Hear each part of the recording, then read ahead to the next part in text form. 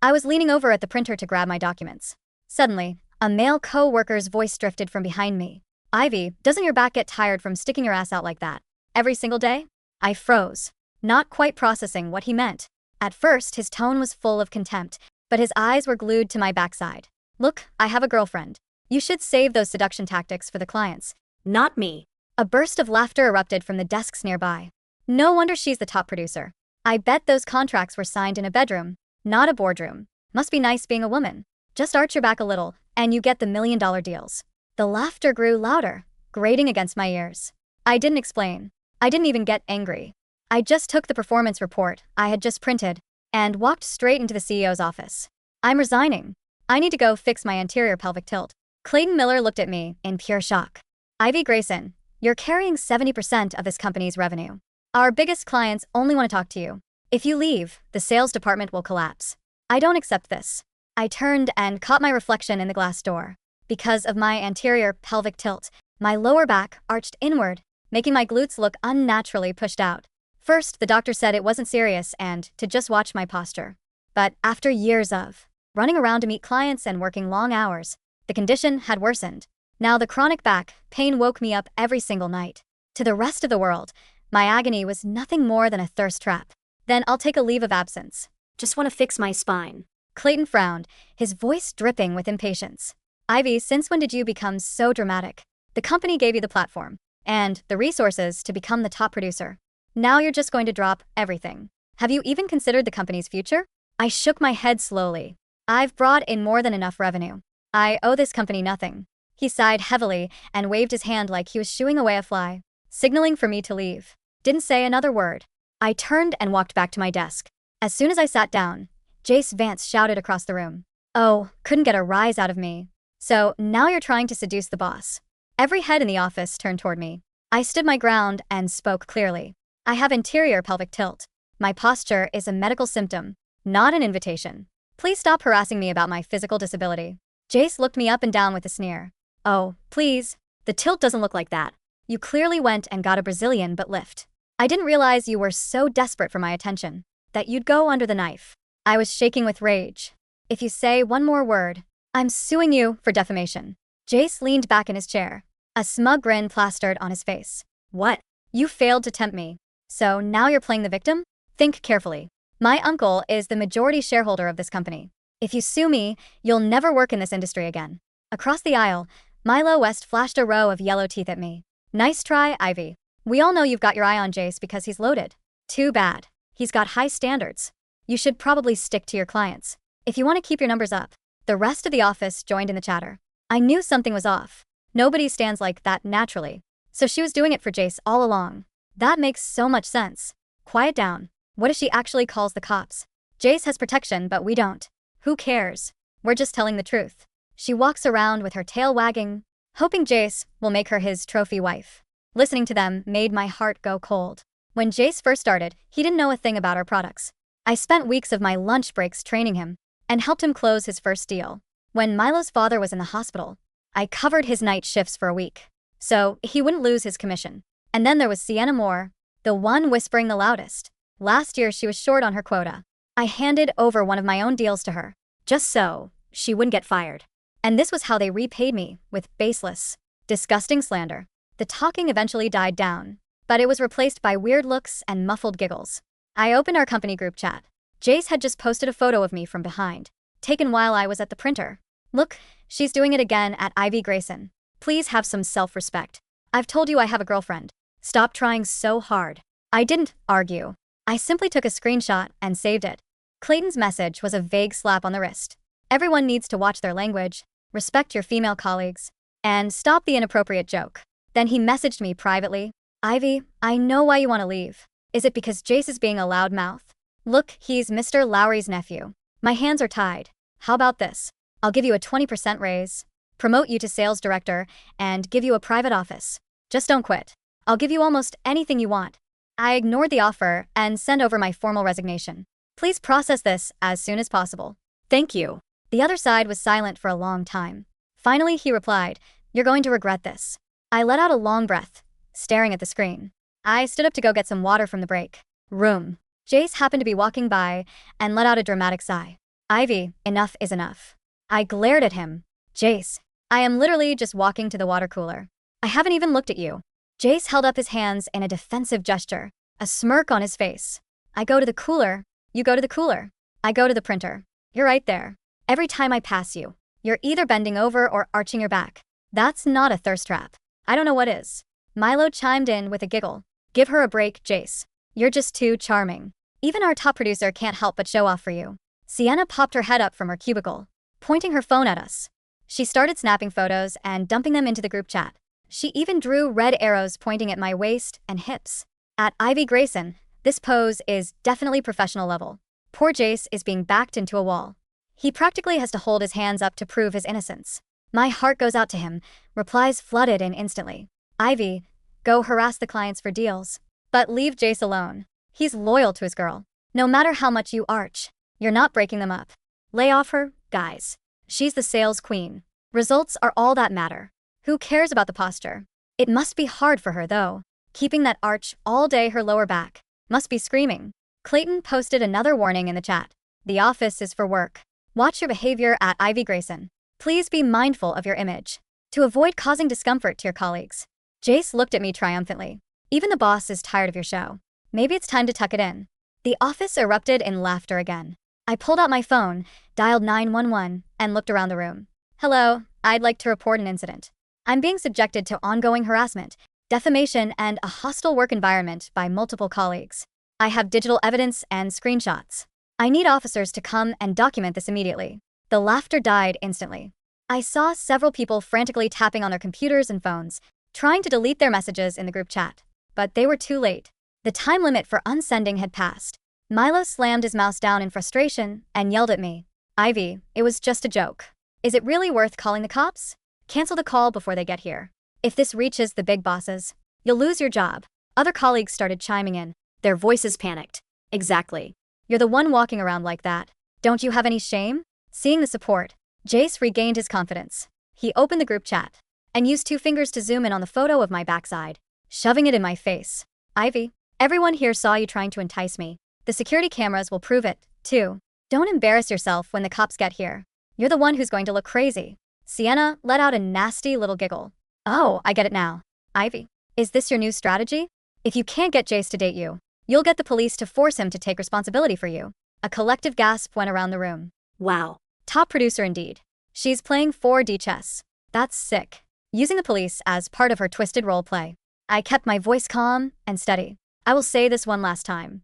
I have a medical condition. I am not trying to attract anyone. Unless every single one of you offers a sincere apology. Right now, I am not canceling that call. Clayton came rushing out of his office, pointing a finger at my face. Ivy Grayson, we handle things internally. Do not bring the police into my office. I found it hilarious. Pulled up my chat with him. Boss, you said it yourself. Jace is protected. You can't handle it internally. So, I'm seeking external help. Clayton's eyes widened, his breath hitching as he tried to find a way out.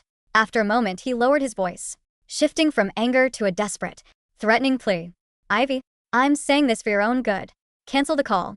You might feel powerful now, but you're destroying your career. What company is going to hire someone who calls the cops on their coworkers over a joke? Annoyed by Clayton's soft tone, let her boss. Everyone will testify that she was the one being inappropriate. She's the only one who's going to be humiliated. I looked down at the evidence on my phone and smiled inwardly. They think they're safe. They're about to find out how expensive their mouths are. 2 officers arrived shortly after. I stepped forward and handed them my phone with the screenshots ready. The officers' brows furrowed as they read through the derogatory comments and viewed the zoomed-in photos. Jay stepped up, still acting tough. Officers, you have to see this. Look at the way she's standing. Isn't it obvious what she's doing? Every time I walk by, she arches her back. It's intentional. The others joined in. Look at this photo. Look at the angle of her waist. No normal person stands like that. Okay, maybe we said some mean things, but look at what she's doing. Isn't she the problem? She's trying to frame us. You should be taking her away. They were all tripping over themselves. To shift the blame, I calmly reached into my desk drawer and pulled out a recent medical report. This is my official diagnosis. I have severe anterior pelvic tilt. These people have been publicly twisting my physical pain into a sexual come-on. This has caused me extreme emotional distress and damage to my reputation. I want them to apologize publicly. The atmosphere turned icy as the evidence was presented. The officers finished reviewing the documents and were about to speak. Suddenly, the office door swung open. A woman in 6-inch heels stormed in, walked straight up to me, and slapped me across the face. "You pathetic brat. That's not pelvic tilt. You're just a slut trying to steal my boyfriend." The female officer shouted, "Hey, Stop that. The woman rolled her eyes and pulled an ID card from her pocket, flashing it at the officer. "An orthopedic surgeon, I can tell you right now. Her condition wouldn't cause that kind of angle. She's clearly arching her back to tempt my boyfriend. And when he turned her down, she called you guys to threaten him." Jace quickly moved to her side, wrapping an arm around her waist. He looked at me with pure triumph. "Ivy, look at her. My girlfriend is young, beautiful, and a real professional. You're just a girl who uses her body to close sales. Apologize to us, and maybe we'll let this go." Someone in the crowd cheered. "Go get her, Lydia. Lydia's posture is perfect, unlike some people who look like they're trying to snap their own spines. No wonder Jace is obsessed with her. Lydia, thank God you're here. We've been telling her the truth all day." Clayton crossed his arms, leaning against a desk. "Well, Ivy, now a real doctor is saying you don't have a condition. You're just posing. What do you have to say for yourself? Apologize now, and I might be able to save your job." I didn't feel like wasting words. I stepped forward and slapped the woman right back. Lydia gasped, clutching her cheek as her eyes went wide. "You crazy bitch. The police are right here. How dare you?" I took the ID card from the officer's hand, examined it, and let out a cold laugh. "Lydia Thorne, I thought you looked familiar. I've seen you all over the internet. There are dozens of threads about you and your clinic. You're a hack, right? Do you have to diagnose anyone?" Lydia's voice shook. "You're lying." I handed the ID back to the officer. "If you don't believe me, just search her name and her clinic. There are endless complaints. She's not a surgeon at a top hospital. She's a fake working out of a basement clinic. If the real hospital finds out she's using their name, she's going to jail." Lydia's face went pale. She tried to stammer out a defense. You're making things up." The officer did a quick check on their tablet. "Actually, we've confirmed that Miss Grayson's medical report is valid, and from a reputable facility. Her posture is a documented result of years of occupational strain. As for you, Miss Thorne, it seems you don't actually hold a valid medical license. We will be looking into you and your clinic for fraud." The officer paused, looking at Jace and the other coworker. "You all are being cited for harassment. This is a formal warning. If this continues, we will be making arrests." The smug faces from moments ago now looks like wilted lettuce. "Ivy, we're sorry. We didn't know." As soon as the police left, their faces shifted back to resentment. They glared at me, but nobody dared to speak except for Jace. He couldn't let it go. He pulled out his phone and made a call right in front of me. "Uncle Ivy Grayson is using some fake medical excuse to cover up the fact that she's been harassing me. She even called the cops to bite back. I want the most expensive lawyer. I want to sue her for emotional distress. I want her blacklisted from the industry." He hung up and smirked at me. "Ivy, you're not the only one who knows how to use the law. You think the cops are a big deal? Wait until you get served with a lawsuit." Suddenly, a sharp stabbing pain flared in my lower back. I had to lean against a desk to catch my breath. Lydia shrieked as if she'd seen a ghost. "Look, she's doing it again. She's arching for Jace right now. Ivy, no matter how much you shake it, Jace isn't dropping the charges." The coworkers started taking pictures again. "We've got your back, Jace. Take her to court and clear our names." I gritted my teeth and looked at Clayton. "I'm taking my leave of absence now." Clayton sneered and pulled up his laptop. He clicked a few times. "Actually, I just approved your resignation. A woman with no morals has no place in this company." Just as he said that, his phone rang. He looked at the caller ID and turned white. He answered immediately, bowing to the empty air. When he hung up, he looked at me with pure hatred. "Miss Sterling is leaving for an international trip tonight. She refuses to sign the $20 million deal with anyone but you." The silence in the office was so absolute you could hear the hum of the fluorescent lights. Clayton's phone hung limply in his hand. The color had entirely drained from his face, leaving his skin a sickly, mottled gray. His eyes darted from the laptop screen, where my resignation was now formally recorded in the HR system, to me, standing by the desk with my hand pressed against my lower back, trying to breathe through the latest spasm of pain. "Ivy," Clayton started, his voice cracking. He cleared his throat and tried to paste on a smile that looked more like a grimace. "Listen, let's not be hasty. The system, it was just a glitch. I didn't actually approve it. I just watched you click it," I said, my voice eerily calm despite the fire radiating down my spine. "You said a woman with no morals has no place in this company. I completely agree, which is why I'm leaving." Jace slammed his hand on his desk, breaking the silence. "Oh, please. Let her go. Clayton, who does she think she is? Miss Sterling is just a client. If Ivy's gone, someone else will take the account. I'll take the account. He puffed out his chest, glancing around at the remaining sycophants in the room. I'm a Vance. My uncle owns this place. You think an old lady with a checkbook cares who hands her the pen?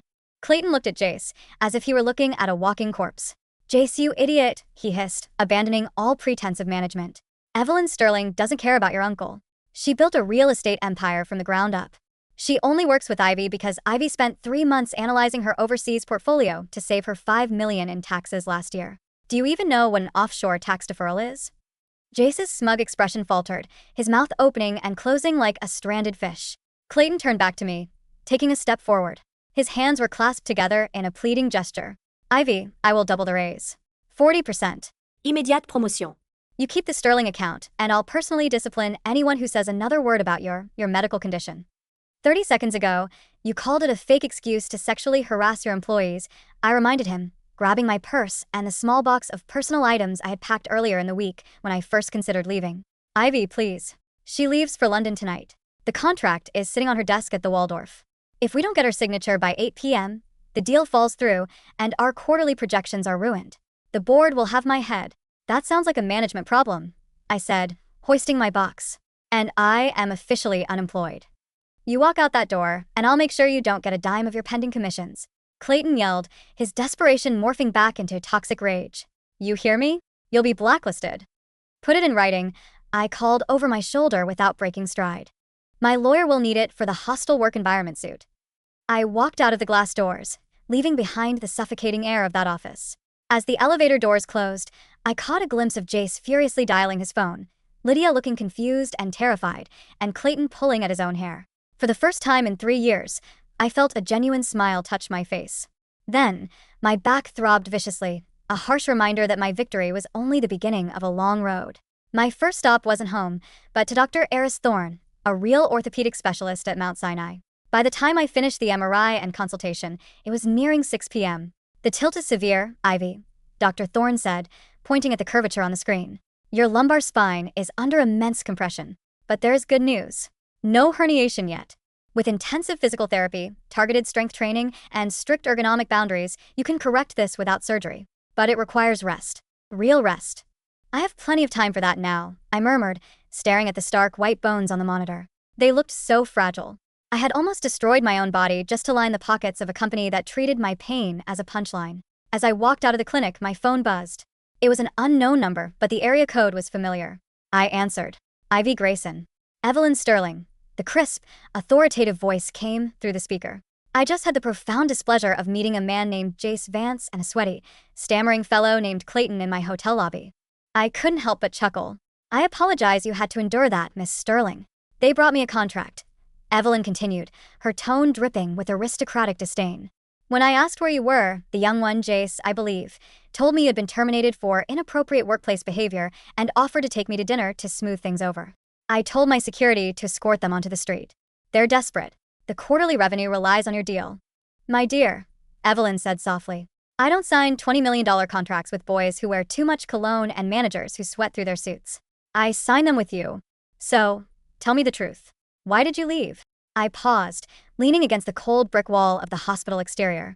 I respected Evelyn too much to lie. I gave her the short, unvarnished version. The medical condition, the harassment, the gaslighting, and the final straw.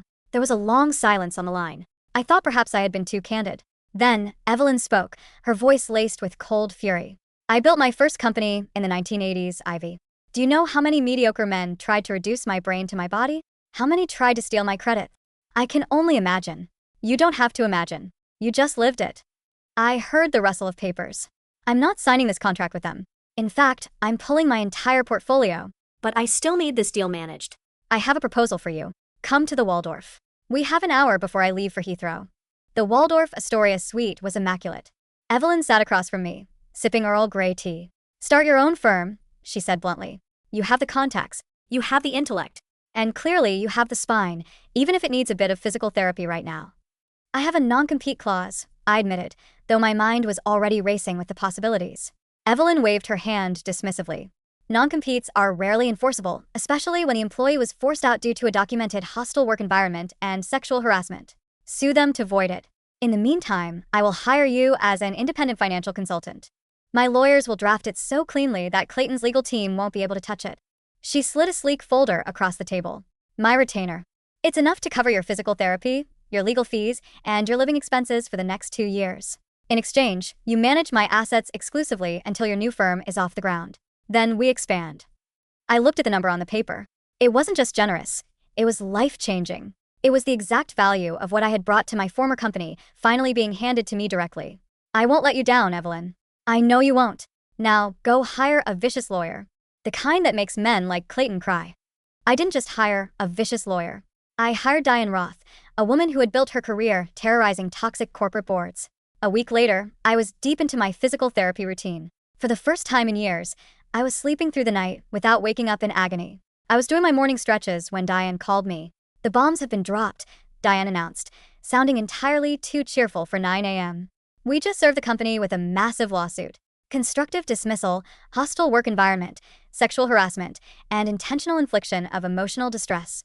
We also served Jace individually for defamation and a separate suit against Lydia Thorne.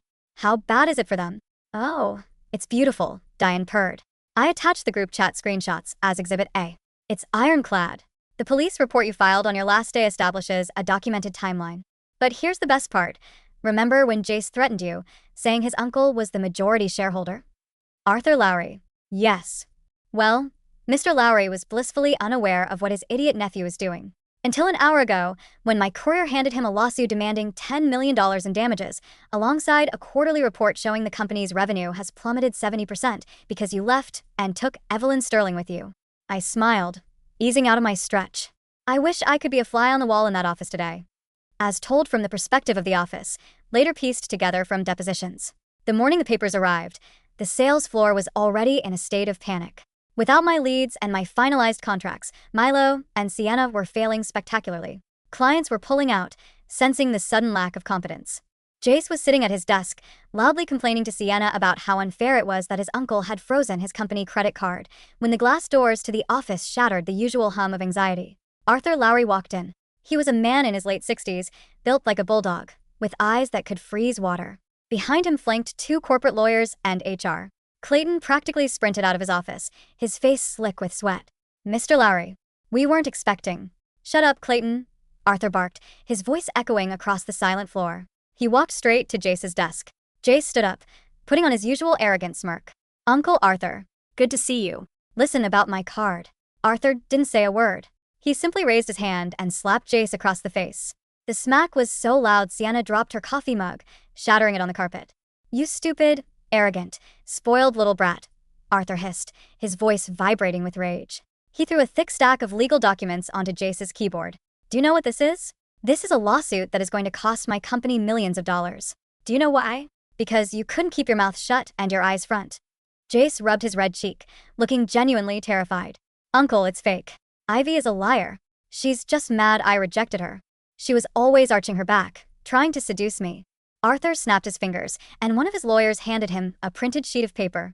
I have read the group chat logs, Jace. I have seen the photos you and these other idiots took of a woman while she was trying to print her work. Work, by the way, that paid your salary. Arthur turned to face the rest of the floor. Milo shrank down in his chair. Sienna looked like she wanted to melt into the floorboards. Ivy Grayson carried this company, Arthur roared. She brought in Evelyn Sterling. And, because of your little frat house bullying, Evelyn Sterling pulled a $20 million deal. 4 other major clients have followed her out the door this week. You didn't just harass a colleague. You financially crippled my investment. Arthur turned his wrath on Clayton. And you are the CEO. You enabled this. You allowed a woman with a documented medical disability to be mocked, and then you approved her resignation. I was trying to manage the situation internally. Clayton stammered. Jace said. You're fired, Clayton, Arthur said coldly. Pack your office. You're gone. Clayton's knees gave out, and he had to lean against the glass wall to stay upright. As for you, Jace, Arthur sneered, looking at his nephew with pure disgust. You're fired, too. And don't think I'm paying for your lawyer in this civil suit. You're cut off. You'll defend yourself, and when she bankrupts you, you can go work at a gas station for all I care. Jace's arrogant facade finally crumbled. Uncle, please. You can't do this. Lydia will leave me if I'm broke. Speaking of your charming girlfriend, Arthur said, adjusting his cuffs. Did you see the morning news? Her clinic got raided by the state medical board yesterday. Turns out practicing medicine without a license is a felony. She's currently sitting in a holding cell. The office was dead silent, save for the sound of Clayton's ragged breathing and Jace's quiet sobbing. Arthur looked at Milo and Sienna. HR will be interviewing every single one of you today. Anyone who participated in this harassment is terminated with cause. No severance. Good luck getting unemployment. 6 months later. I adjusted the collar of my blazer, checking my reflection in the mirror of my new office. The plaque on the door read Grayson Wealth Management. The space was bright, airy, and most importantly, I had personally picked out every single ergonomic chair in the building. When I stood up, my posture was noticeably different. The severe arch in my lower back had softened. It wasn't perfect yet. Years of damage couldn't be undone in 6 months, but the chronic, agonizing pain was gone. I no longer looked like I was sticking it out. I just looked like me. Healthy, strong, and pain-free. My assistant, a sharp young woman named Clara, knocked on the open door. Ivy? Diane is on line 1. She says it's regarding the settlement. I walked over to my desk and picked up the phone. Tell me the good news, Diane. They caved, Diane said, practically singing. Arthur Lowry's board voted to settle rather than go to trial. 7 figures, Ivy. Plus, a full public retraction and an NDA mutually barring them from disparaging you, voiding your non-compete entirely. And Jace. Jace is entirely bankrupt. He tried to fight the defamation suit, but without his uncle's money, he ended up representing himself. It went about as well as you'd expect. He's currently working at a mid-tier car rental agency. Oh, and Lydia cut a plea deal. 3 years probation, massive fines, and she's permanently barred from anything adjacent to the medical field. I looked out the window at the bustling city below. It was a beautiful day. What about Clayton? I asked. Blacklisted. Word got out in the C-suite circles about how he lost the Sterling account. No reputable firm will touch him. I think he's doing consulting for some minor startup in Ohio now. Justice is sweet, I murmured. That it is. Enjoy the check, Ivy. You earned every penny of it. I hung up the phone. On my desk sat a beautiful bouquet of white orchids, a congratulatory gift from Evelyn Sterling for the official launch of the firm. Next to it was a stack of new client portfolios, former clients from Clayton's company who had tracked me down, begging me to take them on once they realized my old department had devolved into an incompetent mess. Milo and Sienna had reached out to me on LinkedIn a month ago, sending pathetic, groveling apologies, asking if I was hiring at my new firm. I hadn't even bothered to reply. I just blocked them. They had made their bed in the toxic mud. They could lie in it. I grabbed my tablet and walked out into the main bullpen of my firm. My small, dedicated team looked up, smiling. There were no leering eyes, no whispers, no toxic jokes. Just professionals ready to do the work. All right, everyone, I said, my voice clear and confident, my back standing straight. Let's make some money.